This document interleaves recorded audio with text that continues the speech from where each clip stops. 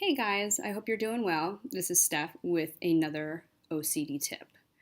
Um, I think part of the problem with OCD, right, is not that we're having the obsessions, but it's our reaction and how we react to the obsessions in our head. Okay, because without our reaction, it's really powerless. It doesn't have any power over us at all. It's just another thought. It's as simple as, what do I wear today? Shit, I forgot to tie my shoes. It's like any thought. It could have that kind of same level of meaninglessness. Okay. But the problem we have, we make ourselves into a sufferer. We create, we feel like it's an identity we have that we have to get over, we have to solve. How do I do this? How do I get rid of the OCD? Okay, but that's part of the problem. The fact that we're so focused on getting rid of it, that's what's causing the problem, okay? Because it's creating this kind of thing like we're not okay. There's something we need to solve. And then having the identity that we're the sufferer, okay, that we're constantly going through this hell. But we don't have to have that for ourselves. We can choose to make any obsession, treat it as any other thought. So our goal is to kind of intervene when we see ourselves getting latched onto an idea, learning to let go and treat it as a thought as simple as I need to tie my shoes.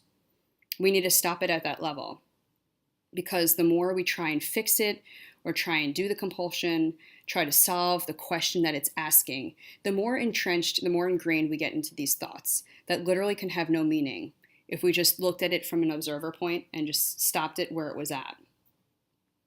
So the same thing goes into the treatment of OCD, right? Instead of asking ourselves, how do I get rid of the OCD?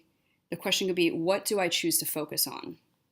Because the OCD just gets worse when we focus on it, right? Do you ever realize that? It's when we give it the identity that it doesn't have. It's when we focus on the details of it. That's when we get stuck. So it becomes, we don't have control over what thoughts come into our head. Okay? Obsession after obsession can come up. It doesn't matter. What we do have control over is what we choose to focus on. We can ask ourselves, do I really want to focus on this thought right now? Do I really want to give it my attention? Is it worth my attention? Do I really need to give it my energy? No, we have the choice to not give it our energy, but by focusing on something else that we would rather be doing. So this is how we create a life that we want. This is how we create power of intent. And because what we direct our attention to will grow. So if we want to focus on that garden and making beautiful plants, we can focus on that. We can choose. That's the power of, free will, right? We can choose what to focus on. So it's training that part of us. When we get stuck, when we don't have to choose to focus on the OCD. You can choose to focus on that project that you've been trying to figure out. You can focus on maybe taking a walk. You could focus on going out to try a new recipe, or even just call a friend to talk to a friend. Like, you have so much power in what you choose to do. So, of course, with OCD, there's no endpoint, right? Like, it can go on and on and on and on and on. There's literally, it's not the context, but it's not the content, but the context. You can choose to go down that wormhole, that Alice in Wonderland hole that literally has no ending. Or you can recognize it as, okay, this is the OCD.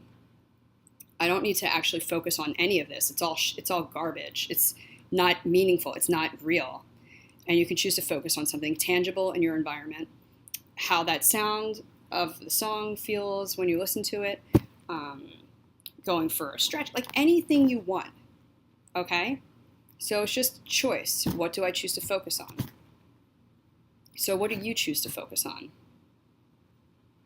Something to think about. Not even think about, but to do. Constantly redirecting your attention. That's what's going to help you.